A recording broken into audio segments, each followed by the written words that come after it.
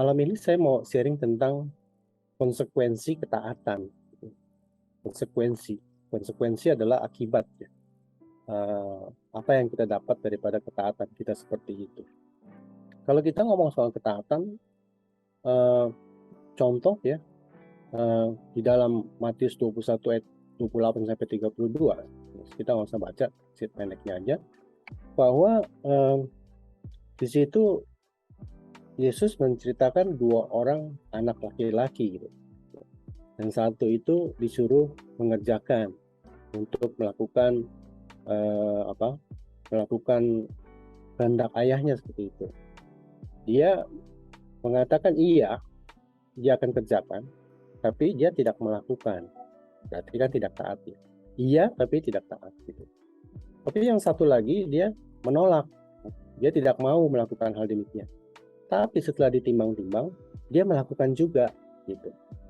Itu merupakan jadi orang yang menolak, tapi dia taat. Nah, perumpamaan Yesus ini sangat-sangat luar biasa gitu. Menegur kita semua ya, termasuk saya gitu. Yesus bilang bahwa dibilang begini, lebih baik orang berdosa seolah-olah menolak perintah, tetapi akhirnya bertobat dan percaya. Jadi dia itu sepertinya nggak mau, atau orang-orang kalau di komunitas kita dia nggak mau ke gereja, dia belum mau terima Yesus, tapi dalam hatinya itu dia itu ingin dekat kepada Kristus, dia melakukan hal-hal yang baik, dia melakukan hal-hal yang benar seperti itu. Dan satunya lagi seperti orang yang benar-benar wah luar biasa, hidup di dalam Tuhan, taat seperti itu, tapi dia tidak melakukan ketaatan demikian itu. Hanya dibilang di bibir saja, di perbuatan saja dilihat orang seperti itu. Saya pikir itu teguran pada kita semua ya. Banyak juga orang pekerja-pekerja di gereja demikian. Di gereja seperti seorang yang luar biasa. Wah, seperti orang yang pintar berkhotbah, firman Tuhan dia hafal, melayani Tuhan dengan luar biasa. Tapi di dalam kehidupannya, dalam hatinya itu tidak ada tuh untuk lebih lagi berkorban kepada Yesus, mengasihi jemaat Kristus, demikian seperti itu. Apakah itu dibilang taat? Enggak, saudara. Jadi makanya Yesus bilang, jangan melihat penampilan itu betul. Bahwa kita tidak boleh melihat penampilan orang. Kelihatannya dia itu, waduh fasih ya, firman Tuhan, hafal firman Tuhan. Setiap hari membagikan renungan seperti itu. Tapi kita apakah bisa melihat hati dia? Nah, ada yang bisa lihat seperti itu. Ada juga mungkin orang yang sifatnya biasa-biasa saja, dia itu tidak terlalu aktif ya melayani gereja seperti itu. Tapi hatinya begitu luar biasa, mengasihi sesamanya, mengasihi saudaranya, mengasihi keluarganya seperti itu. Hal demikian adalah merupakan satu tamparan buat kita orang-orang yang sudah melayani Tuhan. Ada satu jemaat kita ya, dia itu aktif di gereja, setiap dia hari Minggu selalu datang ke gereja. Suaminya belum Kristen, tapi ada satu lagi dia lihat itu masih saudara dia, sudah ke gereja juga setiap minggu, gereja bahkan sudah bisa sharing firman Tuhan. Tapi kelakuannya tidak menunjukkan kasih, tidak menunjukkan satu penguasaan diri, kesabaran seperti itu. Makanya dibilang begini, aduh jelek-jelek mendingan laki gue ya. Walaupun belum ke gereja, walaupun belum percaya Tuhan, tapi dia lebih sabar, dia itu lebih bisa menerima orang, dia itu bisa menguasai diri, artinya lebih baik.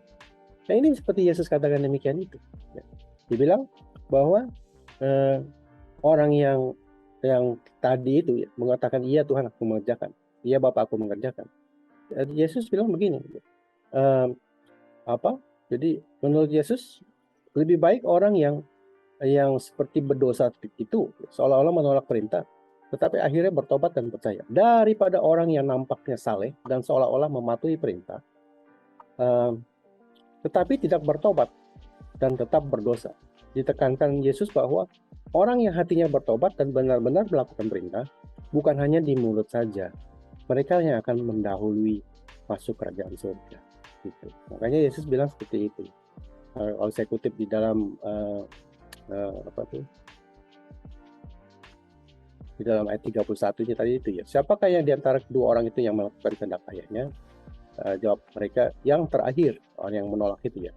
Kata Yesus kepada mereka, aku berkata kepadamu, sesungguhnya pemungut-pemungut cukai dan perempuan-perempuan sundal akan mendahului kamu masuk ke dalam kerajaan Allah. merupakan satu teguran buat kita semua orang-orang yang percaya kepada Tuhan, orang-orang yang sudah bahkan melayani Tuhan, tidak bisa sharing firman Tuhan, tapi kelakuannya seperti orang yang tadi itu. Nah, pasti ketaatan itu adalah membawa satu kebaikan. Pasti itu. Tadi kita ngomong soal building code ya. Bagaimana kita bisa mengerti peraturan-peraturan yang dikeluarkan mungkin dari Amerika ya, peraturan building di Amerika itu untuk semua mendatangkan kebaikan, supaya tidak celaka, supaya tidak terjadi satu hal yang tidak diinginkan. Tadi bor pipa sampai bocor airnya seperti itu karena dia mungkin nggak deteksi dulu bahwa di belakang tembok yang tidak kelihatan itu ada pipa, ada saluran seperti itu. Atau di Indonesia, orang yang bagaimana yang taat itu ya, taat gampang di ngomong sama kita, taat ya, tapi susah dilakukan. Memang udah sifat manusia seperti itu, warisan dari Adam dan Hawa itu. Tuhan bilang, kamu boleh makan nih semua yang ada di taman ini, apapun kecuali itu tuh, pohon itu tuh, gak ada buahnya itu. Tetap melanggar, tidak taat itu, karena terbujuk oleh hal-hal yang lebih indah, lebih besar seperti itu. Semua memang sifat manusia udah begitu. Kata taat itu gampang diomong, tapi susah dilakukan. Di Indonesia, di Jakarta terutama itu, peraturan lalu lintas, melawan arah motor, jalan seperti itu. Sehingga membahayakan dia itu. Kalau dibilang di jalan itu maksimum speednya 100 ya, bisa jalan 140, 150, bahkan 160, itu kan bisa membahayakan. Kalau keadaan mobilnya tidak baik, bannya tidak baik, itu akan mendatangkan kecelakaan. Yang mestinya orang taat akan pajak, membayar pajak untuk membangun negara, taatnya beda. Gitu. Lebih kita yang taat, tapi yang menerima pajaknya itu yang tidak taat gitu. Jadi banyak sekali hal yang dikatakan demikian.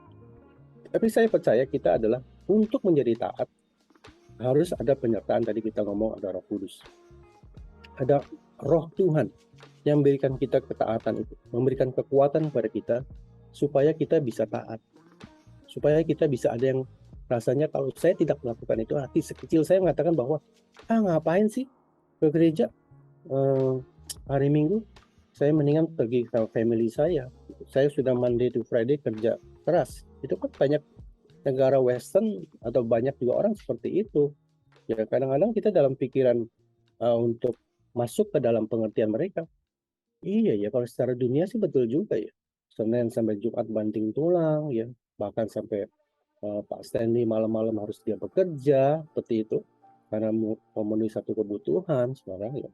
Jadi Sunday saya mau relax dong, saya udah kerja malam seperti ini, paling nggak umpamanya saya kerja at least 4 hours atau 6 atau 8 hours, kalau dia kerja jam 7 bisa pulang jam 1 atau jam 2 malam seperti itu. Nah, ngapain lagi saya ke gereja? Yang penting saya online banyak sekarang. Nah, itu adalah satu bentuk yang bisa mengganggu kita, gitu ya. Hal-hal dunia seperti itu. Kalau dipikir secara dunia betul juga, tapi kalau firman Tuhan mengatakan bahwa kalau engkau berbeban berat, gitu, pikulah kuk yang kupasang, supaya kamu taat seperti itu. Bawalah beban kamu kepada aku ini, supaya nanti engkau bisa diringankan. Gitu. Itu banyak firman Tuhan juga. Tuhan tahu bahwa kita adalah orang-orang yang sangat sukar untuk taat, tapi dia memberikan kekuatan. Makanya dikirimkanlah Roh Kudus. Itu adalah roh kebenaran di situ. Nah, Roh Kudus adalah roh kebenaran. Bagaimana dibilang kebenaran? Itu mentaati itu. Firman Tuhan lah, mentaati peraturan pemerintah lah, di mana kita tinggal seperti di Amerika atau di Australia atau di Indonesia, kita mentaati semua. Nah, ini membuat kita akan menjadi baik. Karena ketaatan itu walaupun kita sulit ya. Terkadang-kadang, bayar teks ya. Saya ini penghasilan income-nya cukup besar ya. Nah, kalau di Amerika mungkin sistemnya sudah langsung ada, kalau di Australia namanya tax file number. Orang tidak bisa kalau pekerja itu ngelak dari situ. Karena company yang bayar dia itu sudah langsung lapor tax, dipotong langsung taxnya itu. Tapi di Indonesia belum tentu, bisa banyak cara seperti itu ya. Hal demikian itu membuat kita adalah orang yang taat.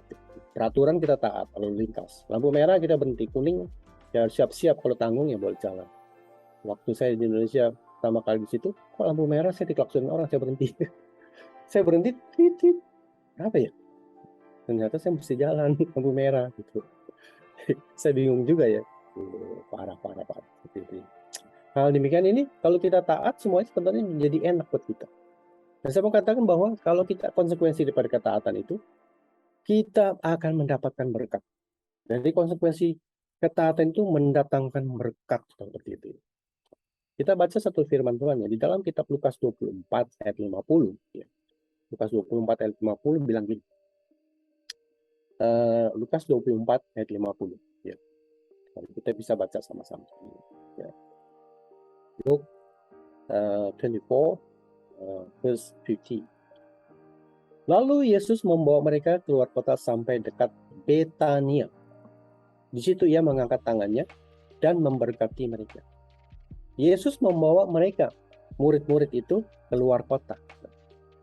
Satu hal yang membuat saya berpikir, apakah Yesus yang mengajak mereka keluar kota baru mereka mau?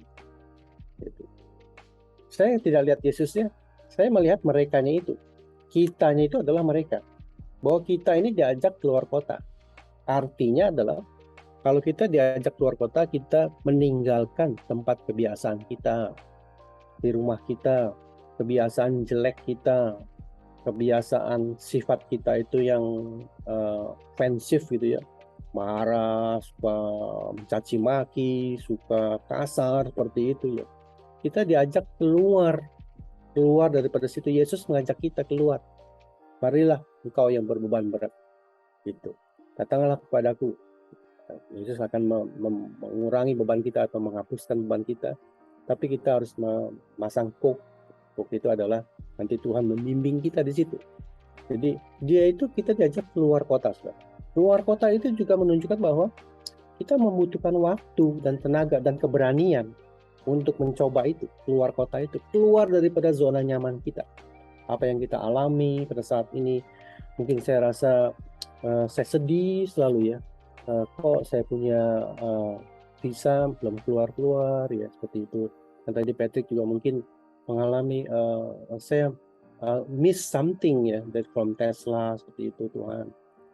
Paling enggak saya punya job yang ya mendekati seperti itulah gitu ya. Jadi tapi Patrick kan tidak diam aja, tidak berdiam berdoa di kamar.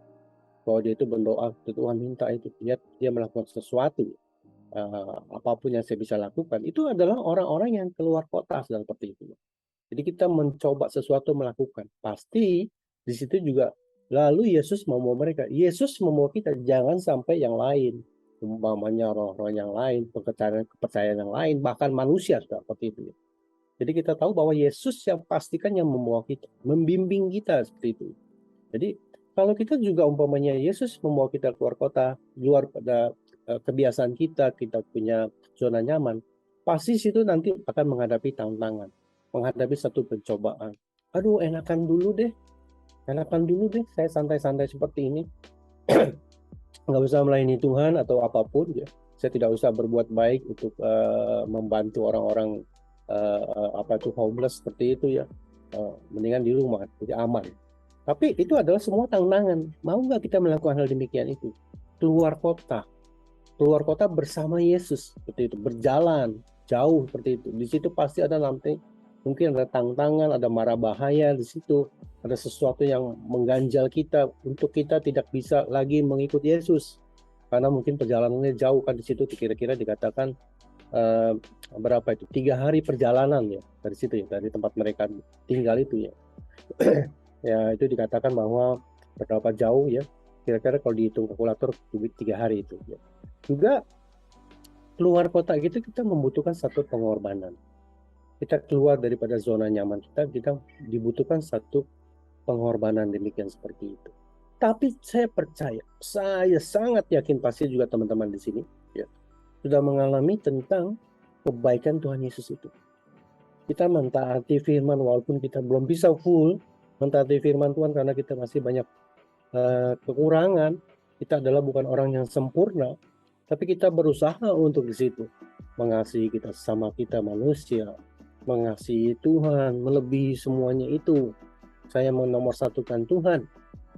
kedua saya menomor satukan juga keluarga saya, tapi tingkatnya yang kedua seperti itu. Ya. Saya juga mengasihi pekerjaan saya, tapi levelnya yang ketiga. Saya juga mengasihi pelayanan saya, tapi levelnya keempat. Itu bisa ketiga dan keempat itu jadi satu. Kenapa saya bisa bikin level-level seperti itu? Karena firman Tuhan mengatakan yang nomor satu itu pasti mengasihi Tuhan. Yang kedua itu pasti mengasihi sama manusia. Itu keluarga saya sendiri lah paling enggak seperti itu ya.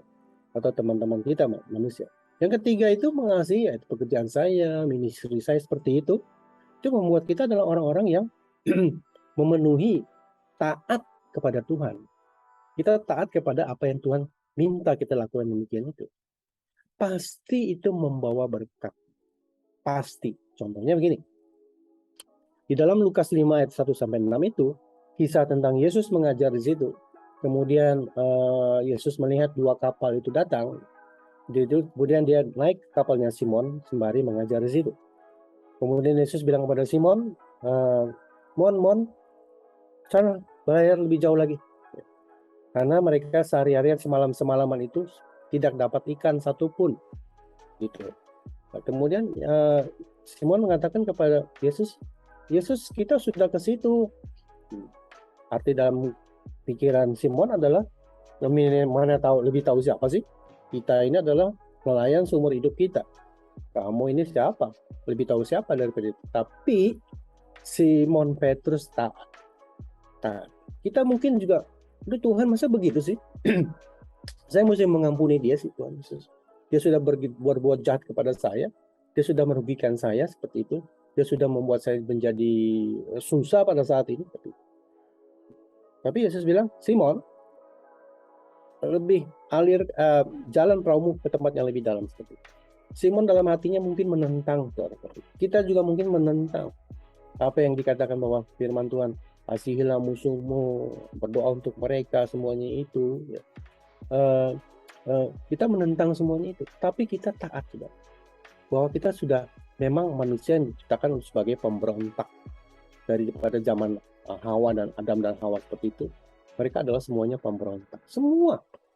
Sampai umpamanya Musa pun ya, diminta untuk memimpin bangsa Israel, memimpin bangsa Israel untuk keluar dari perbudakan tanah Mesir itu. Musa pun menolak Tuhan. Masa aku Tuhan suruh abangku aja tuh Harun yang dia lebih pintar ngomong, aku nggak bisa ngomong seperti itu. Tuhan bilang, aku nih yang menciptakan mulutmu, seperti itu. Akhirnya dia taat juga. Lihat, Musa itu menjadi satu tokoh di dalam Alkitab itu yang legendaris, yang besar. Nah, kita juga sama, saudara. Kalau kita untuk mentaatkan firman Tuhan, tidak mudah memang, tidak mudah taat firman Tuhan. Taat kepada aturan-aturan dunia ini aja kita susah kadang ya, untuk apa yang diharapkan oleh lingkungan kita. Apakah kita bisa memenuhi etika pada waktu kita berteman, pada waktu kita ada di komunitas kita, cara berbicara kita, cara pikiran kita, tidak menjatuhkan orang, tidak menyebarkan gosip seperti itu. Seperti itu. Jadi kita adalah orang yang sangat sulit. Apalagi firman Tuhan, taat kepada Tuhan yang tidak kita bisa lihat. Yang tidak bisa kita lihat, di mana Tuhan, di mana Roh Allah, di mana Roh Kudus, nggak pernah kelihatan. Saya seperti itu. Itu sesuatu kalau tidak punya kekuatan daripada Roh Kudus untuk kita kuasa ya. Kuasa daripada Roh Kudus, Tuhan mengatakan bahwa kuasa itu akan turun kepadamu jikalau Roh Kudus ada pada kamu. Jikalau Roh Kudus datang kepada kamu. Jadi itu dikatakan gitu. Kita pasti membutuhkan satu kuasa untuk kita bisa taat pada firman Tuhan. Akhirnya lihat Simon, begitu dia taat kepada Yesus, saudara, dia menangkap ikan besar-besar, saudara, sampai 2 kapal itu hampir tenggelam. Gitu. Dihitung katanya, menurut perhitungan jumlahnya 153 ekor, kan yang gede-gede. Kok bisa ya? Mereka itu bingung. Kok Yesus bisa tahu ya di situ ya? Karena taat. Gitu. Karena taat. Saya yakin setiap kita, pada orang-orang kita yang taat kepada Tuhan, firman Tuhan, kita tidak tahu apa yang terjadi nanti di depan kita. Terutama kita dalam pergumulan mungkin pada saat ini. Setahu saya di Australia itu bill naik semua. Ya. Electricity bill naik, gas naik, seperti itu ya. uh, uh, itu juga mungkin out of control dari government, karena mereka itu membutuhkan dana itu. Nah, inflasi begitu tinggi, mereka untuk menutup itu adalah meningkatkan untuk income daripada situ. Bagaimana sikap kita seperti itu? Kita taat, kita bekerja, kita minta hikmat kepada Tuhan. Mungkin dulu makan hamburger 5 kali sehari, sekarang cukup sekali ya. Jadi kita mengurangi seperti itu. Jadi kita punya hikmat hal demikian seperti itu. Taatan itu pasti membawa berkat, pasti membawa berkat, banyak sekali. Ya. Contoh-contoh dalam Alkitab itu yang mentaati Tuhan itu diberkati Tuhan sangat luar biasa. Mungkin juga umpamanya Nuh, gitu ya. Nuh tuh bikin bahtera. Tuhan masa bikin bahtera di atas gunung sih? Orang mestinya di pinggir laut, pasti di atas gunung, gitu. Di dalam akalnya itu Nuh itu tidak masuk akal bahwa itu bakalan berguna untuk dia. Tapi dia taat melakukan hal demikian. Lihat orang-orang sekeliling dia mengatakan ini orang gila, orang bodoh. Masa bangun kapal bahtera di gunung? Kita lihat bahwa hanya keluarga Nuh yang diselamatkan dari air bah yang demikian seperti itu. Banyak sekali contoh-contoh yang demikian itu. Contoh tidak taat, Yunus disuruh Niniwe, dia tidak pergi, dia ke Tarsis segala macam itu. Dia tidak taat, Tuhan masih baik sama dia itu. Di dalam perut ikan selama 3 hari, dimuntahkan. Akhirnya menjadi berkat juga, ya, bahwa untuk masyarakat Niniwe itu mereka bertobat. Ya. Itu masih kebaikan Tuhan. Jadi ketaatan itu pasti membawa berkat. Kita tidak tahu itu kapan Tuhan, tapi saya percaya tangan Tuhan tidak pernah terlalu pendek untuk menolong kita.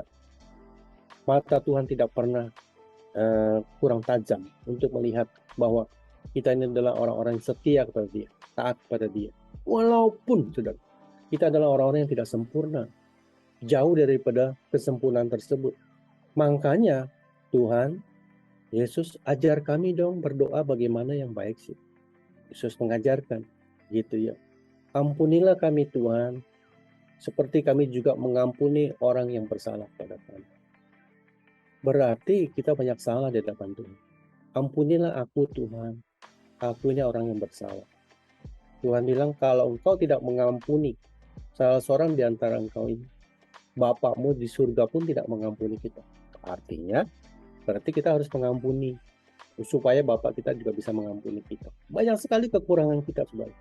Tapi Tuhan tahu bahwa manusia kita yang sangat kekurangan itu, Tuhanlah yang maha kuasa itu, Tuhan yang memenuhi semua kebutuhan kita.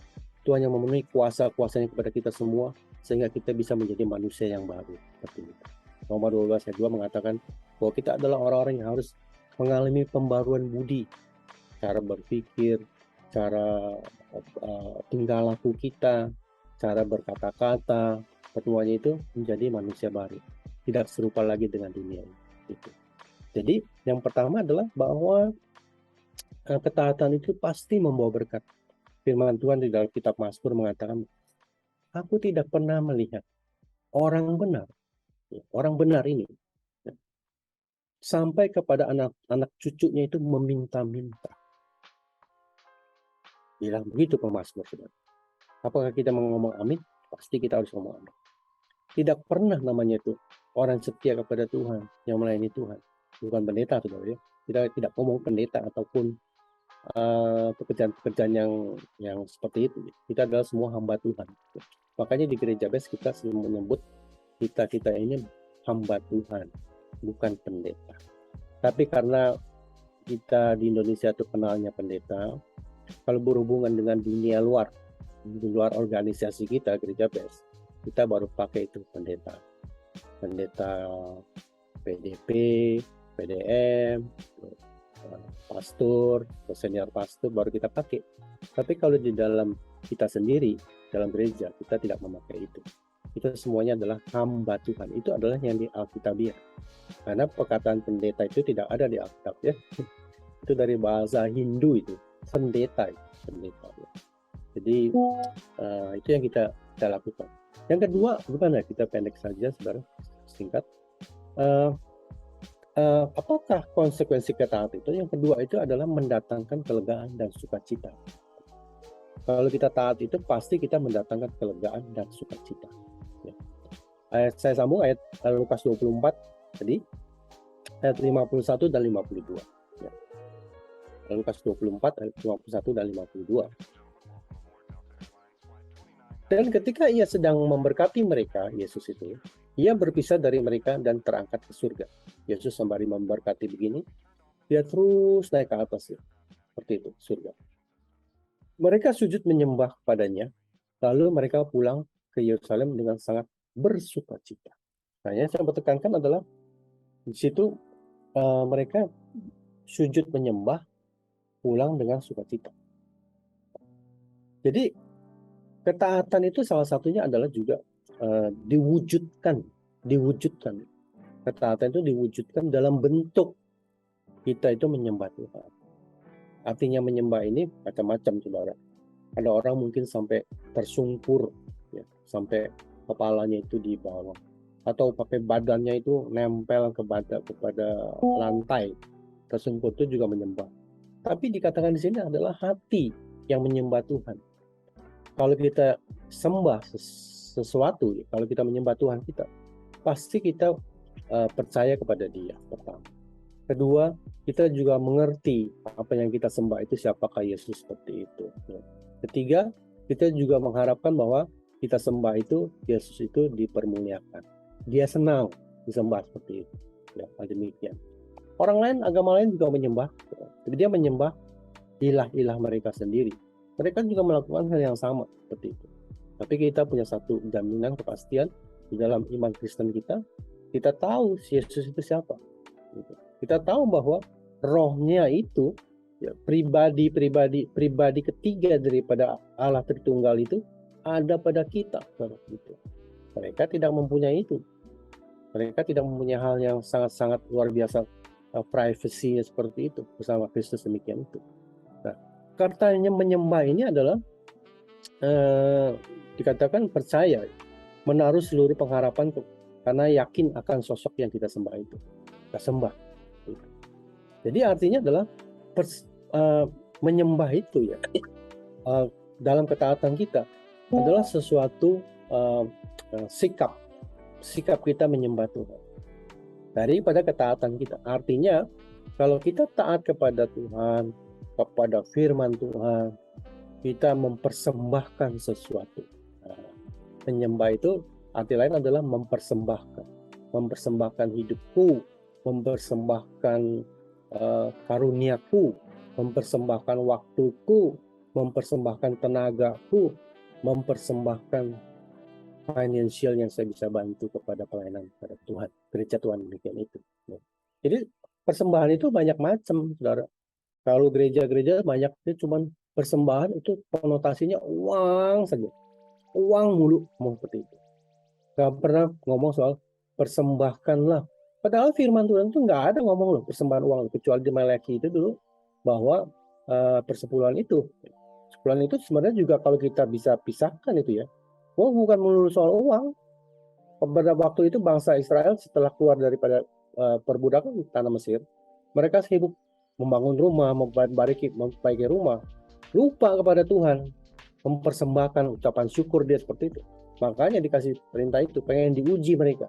Kasih semua yang kamu punya itu. Dari hasil ladang kamu mempersembahkan persepuluhan kepada rumah Tuhan seperti itu. Padahal persembahan itu banyak hal, saudara. Mempersembahkan seperti itu. Taat untuk mempersembahkan itu. Mempersembahkan waktu kita. Sama. Pada malam hari ini di Amerika, kita jam 7 mestinya mungkin tadi nonton drakor kali. Nonton drakor. Tapi kita mempersembahkan waktu kita mendengarkan firman Tuhan, bersekutu sama teman-teman. Itu satu persembahan. Kita harus rasa dengan ikhlas, dengan sukacita, bahwa tidak ada satu tekanan seperti itu, saudara. Kalau kita merindukan demikian, itu namanya mempersembahkan korban, memberikan korban demikian itu. Sampai kita punya karunia situ, ya. Kalau kita punya karunia untuk menyanyi, kita menyanyi untuk Tuhan, bermain musik, ataupun kita mempunyai karunia untuk membantu pelayanan Tuhan, ya. Apapun yang kita bisa lakukan itu adalah persembahan. Makanya kalau di tempat kita, ya, di gereja kita itu, kita ini adalah diajarkan untuk berkorban, mempersembahkan. Kenapa saya harus mempersembahkan kepada Tuhan? Karena ucapan terima kasih kita kepada Tuhan. Kita taat kepada firman Tuhan, kita mengucapkan terima kasih Tuhan Yesus untuk Kau telah berikan kesehatan, Kau telah berikan keluarga yang begitu luar biasa kepada hamba-Mu ini. Kau telah memberikan berkat-berkat secara jasmani kepada keluarga kami, seperti itu dicukupi, sehingga kami adalah orang-orang yang bisa menikmati hidup ini seperti itu. Nah, kita mempersembahkan itu, mempersembahkan. Kemarin Best Jakarta kita punya stok namanya beras, saudara ya, beras, terus ada juga Indomie, ada juga ketan kali gitu ya, seperti itu. Nah, sudah lama, kira-kira sampai 3-4 bulan, beras itu harus sudah mulai diganti, takutnya kena kutu kan beras itu. Jadi Best Jakarta kemarin ada melakukan bakti sosial gitu. Mereka ada masak, nasinya dimasak, situ dibungkus, dikasih ya lauknya ya, tempe lah, tahu semur lah, sambal lah, macam-macam seperti itu, dibagi orang-orang yang lewat situ, kasih. Itu adalah mempersembahkan. Walaupun kita tidak mengatakan ini dari gereja ya, ini dari Yesus enggak. Semuanya itu kita menebarkan kasih. Kasih itu adalah tidak menonjolkan, tidak sombong, tidak memperlihatkan siapa aku. Kasih itu seperti Yesus itu loh. Kalau kita boleh tiru itu. Kasih yang agape itu. Saya memberi, tapi saya tidak menuntut. Walaupun kamu tidak membalas, ya, saya memberi kok. Saya tidak menuntut apa-apa. Gitu. Kita melayani Tuhan di dalam kita punya gereja, di dalam kita punya persekutuan, doa apapun. Kita memberikan sesuatu kepada Tuhan, kita berkorban, kita mempersembahkan itu. Memang itu menjadi lama-lama satu kesukaan kita. Menjadi satu, rasanya kalau saya berdiam diri, saya telah menerima berkat daripada Tuhan yang luar biasa. Berkat jasmani. Saya tumpuk uang saya di bank. Saya kelihatan pakai baju-baju yang jelek aja deh, yang lusuh deh, gak pernah beli baju baru deh, supaya orang nggak tahu saya banyak uang di bank. Supaya orang juga tidak tahu bahwa saya ini, sangat diberkati Tuhan, sangat luar biasa. Saya menutupi itu. Kemudian orang itu mati, uangnya juga nggak bisa diambil. Apa kata orang demikian itu? Mungkin orang lain tahu bahwa dia diberkati Tuhan sangat luar biasa. Nah, orang pelit sih, makanya duit juga nggak dibawa pulang. Duit itu juga tidak dibawa mati, orang pelit. Tapi orang yang diberkati Tuhan, uangnya banyak di bank seperti itu, dia secara berkala diambil di bank. Dia membantu pelayanan gereja, dia membantu orang yang susah seperti itu. Dia tidak, firman Tuhan itu orang bilang bahwa ada orang yang irit atau pelit seperti itu, tapi tidak menambah kekayaan. Ada orang yang membagi-bagikan harta demikian seperti itu, tapi tidak bertambah miskin, tidak miskin. Sangat luar biasa ya firman Tuhan itu. Saya percaya akan hal itu. Kalau kita dengan memberikan dengan sukarela, ya pasti ada hikmat dong. Masa kalau kita gaji umpamanya 1 minggu $1.000, masa kita kasih $1.000 semuanya? Ntar makan apa kita? Gitu ya. Ntar bayar bill gimana? Transport bagaimana? Nggak mungkin. Jadi makanya Tuhan bilang begini, oh masa begitu Pak? Kan mengasihi Tuhan. Dengar dulu. Kalau engkau mengasihi Tuhan, kasihlah dengan segenap hati, dengan segenap jiwamu, dengan segenap akal budimu. Punya juga otak, punya juga pikiran, punya juga namanya strategi demikian seperti itu. Itu mengasihi Tuhan. Karena ada orang, saudara ya, dulu dia itu seorang pembantu, dia ini tukang pencuci baju, ngambil baju dari rumah-rumah, dari rumah Patrick, dari rumah saya, dari rumah Pak Hari, halo Pak Hari. Itu mencuci untuk mendapatkan upah cucinya itu, dia setrika.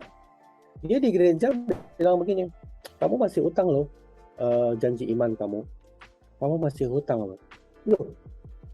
Dia itu terintimidasi hal demikian. Dia dapat uang 100.000, saudara. anaknya belum makan di rumah itu, karena dia takut diintimidasi demikian itu, dia kasih 100.000 kepada gereja. Anaknya tidak makan. Itu satu kebodohan, bukan? Bodoh. Ya. Makanya saya bilang tuh, aduh kamu bodoh sekali. Tuhan itu tidak perlu uang kamu.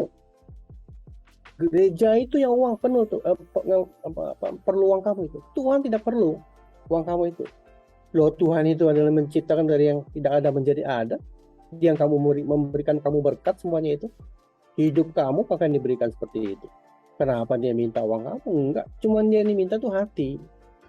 Kalau kita rela memberi itu merupakan satu berkat. Untuk kita juga menjadi berkat. Begitu tidak menjadi saluran berkat untuk orang lain. Jadi ketaatan itu adalah menegakkan. Ya. Ada sukacita kalau kita taat kepada Tuhan itu, firman Tuhan itu. Bukan satu yang namanya terbeban. Aduh, saya kasih ya. Saya penghasilan saya sih, saya kasih dah $5 lah. Penghasilan saya menambah. Saya kasih menambah $5. Saya sudah menjadi kaya. Saya kasih tetap $5. Bukan itu cara Tuhan, saudara ya. Jadi itu mensyukuri apa yang kita memberi semua itu kepada Tuhan. Pasti Tuhan tidak akan berhutang. Tuhan tidak akan membiarkan kita sebagai biji matanya. Makanya firman Tuhan mengatakan bahwa engkau akan melakukan hal-hal yang lebih besar yang pernah aku lakukan. Gitu. Contohnya pada malam hari ini. Lebih besar nggak ini? Lebih besar, saudara. Kita bisa, kalau misalnya saya di Indonesia, teman-teman sini ada di Amerika, sangat besar. Yesus itu mana bisa dulu seperti itu. Dia cuma di Galilea lah, di Yerusalem lah, di Nazaret lah, seperti itu semua. Paling di situ doang. Kita bisa sampai ke Amerika, ke ujung bumi sekarang seperti itu. Hal-hal yang lebih besar seperti itu. Nah, itu adalah merupakan sesuatu yang kita bahwa taat itu bisa mendatangkan kelegaan dan sukacita. Karena ada dua orang yang menyembah Tuhan itu. Di sini mereka sujud menyembah. Orang yang pertama adalah penampilan supaya dilihat orang. Menyembah seperti dua orang datang di bait Allah seperti itu ya. Dua orang berdoa di situ. Atau di pojokan seperti itu, sudut jalan. Yang satu pemungut cukai, yang satu orang Samaria kali, atau orang Lewi gitu. Nah itu yang orang yang percaya kepada Tuhan itu ya, dia mengatakan, Tuhan, aku bersyukur bahwa aku tidak seperti dia itu. Ya, orang yang macam-macam lah, orang yang berdosa lah, orang yang tidak disukai orang lah karena dia orang pemungut cukai. Gitu. Aku bersyukur Tuhan. Artinya aku adalah orang yang lebih baik. Gitu. Sombong. Padahal firman Tuhan adalah kesombongan itu adalah musuhnya Allah. Gitu ya. Kemudian yang pemungut cukai ini, Tuhan, sampai dia tidak berani mengadahkan kepalanya ke atas itu, aku orang berdosa Tuhan. Dia ngaku itu, saudara. Orang berdosa Tuhan, seperti itu. Jadi dia, manakah orang dari orang dua itu yang lebih baik, lebih benar di hadapan Tuhan? Pemungut cukai itu. Jadi segala sesuatu kita adalah orang-orang yang taat kepada firman Tuhan. Melakukan hal demikian itu sangat simpel firman Tuhan, saudara. Jangan dibikin complicated. Ada orang yang firman Tuhan itu dibikin complicated sehingga orang yang mendengar itu sangat bingung. Jangan. Kita adalah orang-orang yang menyampaikan firman Tuhan itu dikatakan evangelion. Itu adalah orang-orang yang membawa berita baik pada orang yang mendengarnya itu. Bukan menakuti orang, mengancam orang. Kalau kamu sih tidak memberi perpuluhan di gereja, makanya tuh belalang pelahap tuh, melahap usahamu tuh, melalap tokomu tuh, melahap keluargamu itu. Aduh, ngancam-ngancam seperti itu. Bukan tugas kita itu. Karena pemberontakan atau kejahatan itu adalah tugas-tugas si iblis itu. Yang merusak kita semuanya itu. Dia itu yang merusak kita semuanya. Kita menjadikan kita adalah orang-orang yang memberontak kepada Tuhan demikian seperti itu. Itu adalah tugas si iblis semuanya. Jangan sampai kita meniru iblis seperti itu. Kita adalah orang-orang yang membawakan kabar baik. Memberikan kekuatan. Mengajar. Menghibur. Mengingatkan. Kan firman Tuhan itu adalah bilang seperti itu. Segala tulisan yang diilhamkan oleh Allah memberikan penghiburan, mengajar, seperti itu ya. Kita adalah orang-orang yang punya posisi di situ, menguatkan orang. Kalau orang mengalami satu salah jalan itu, tugas kita itu mengasihi dia, memperbaiki dia, mengembalikan dia kepada Tuhan, merebut dia daripada cengkeraman iblis seperti itu. Saya orang tidak mampu. Saya adalah orang-orang yang tidak sangat susah untuk mengerti firman Tuhan, apalagi taat pada firman Tuhan demikian itu. Ya.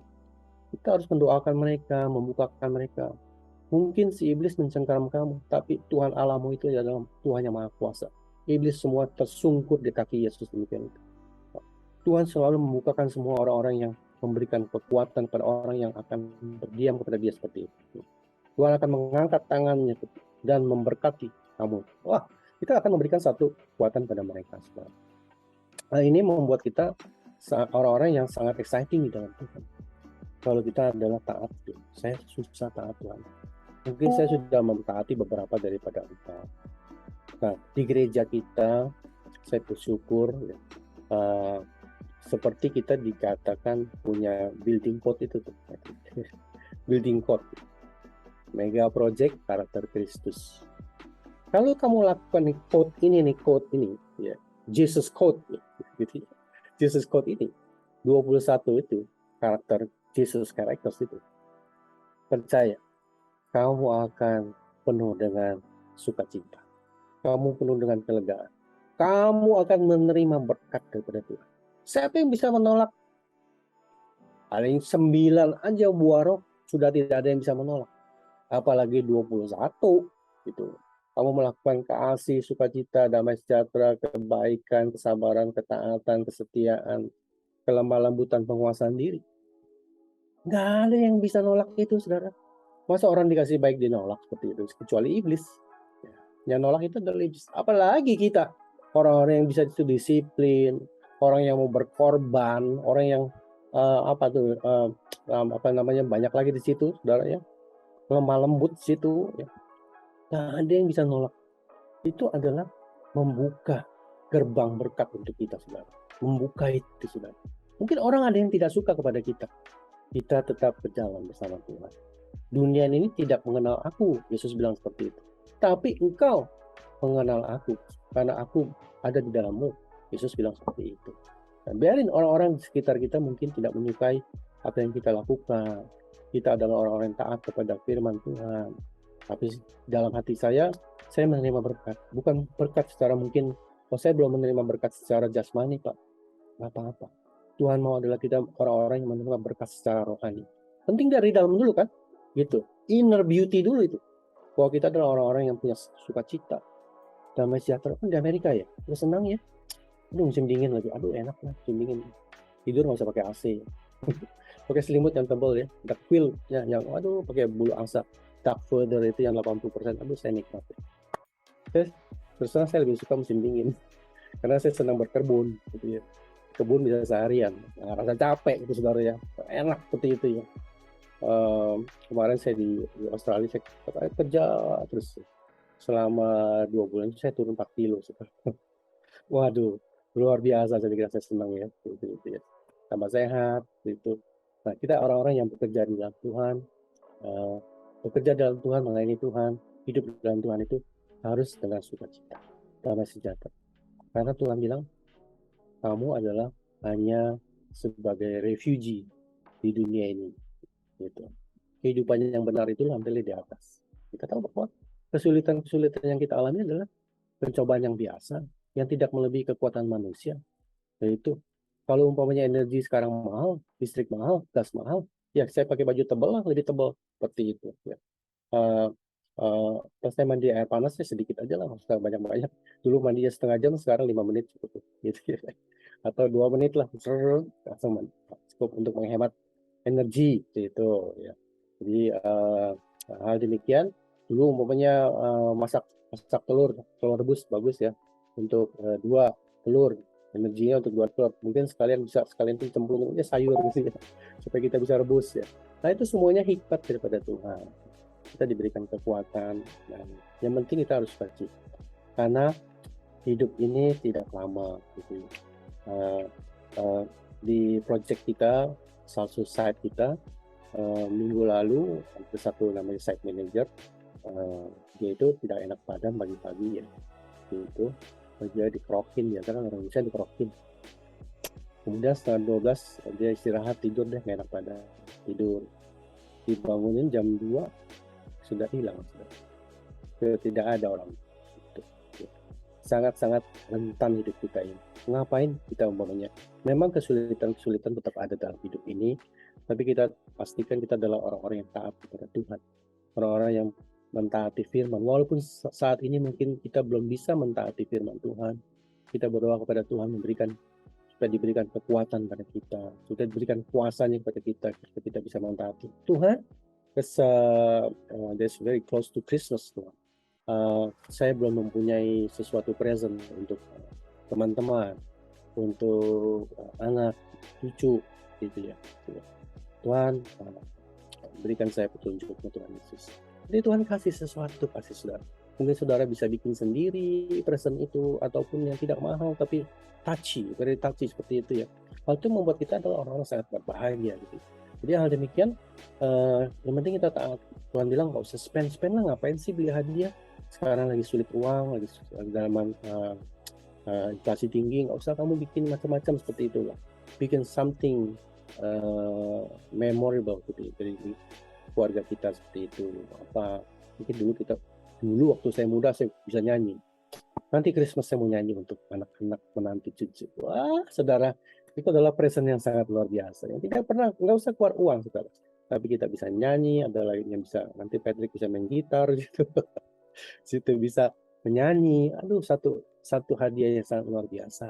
Gitu saya nggak perlu baju baru, sepatu baru, macam-macam gitu. Taat kepada Tuhan, konsekuensinya adalah kita mendatangkan berkat untuk kita. Yang kedua, pasti mendatangkan kelegaan dan sukacita. Amin.